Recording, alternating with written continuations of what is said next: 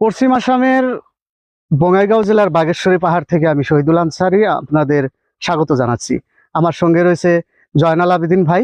আমরা এই বাগেশ্বরী পাহাড়ের যে উপরে আর ক্যামেরা ধারণ করছে আমার আবু হানিফ ভাই। উপরে মন্দির রয়েছে এবং সুন্দর দৃশ্য। এদিকে বঙাইগাঁও যে শহর, সেই শহরটি খুব সুন্দরভাবে আপনারা দেখতে পাবেন।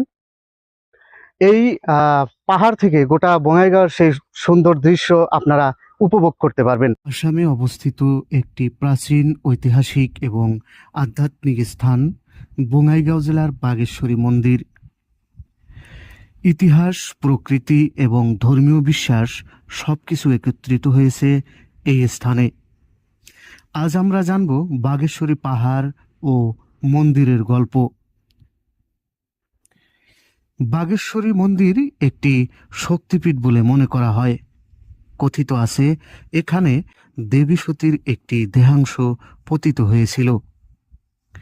এই কারণে মন্দিরটিকে অত্যন্ত পবিত্র স্থান হিসেবে গণ্য করা হয়।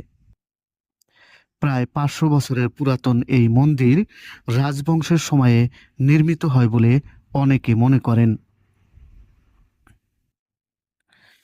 বাগেশ্বরী পাহাড়ের উপরে অবস্থিত এই মন্দির প্রাকৃতিক সৌন্দর্যে ভরপুর।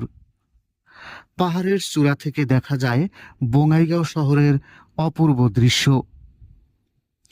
স্থানীয় মানুষদের বিশ্বাস, এই মন্দিরে প্রার্থনা করলে মনোবাসনা পূর্ণ হয়।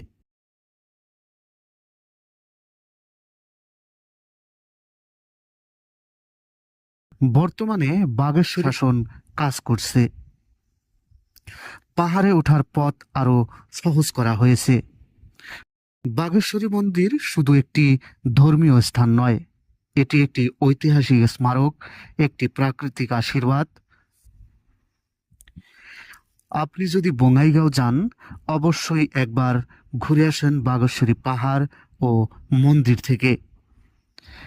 এই ভিডিও ভালো লাগলে লাইক করুন, শেয়ার করুন এবং আমাদের চ্যানেলটি সাবস্ক্রাইব করতে ভুলবেন না।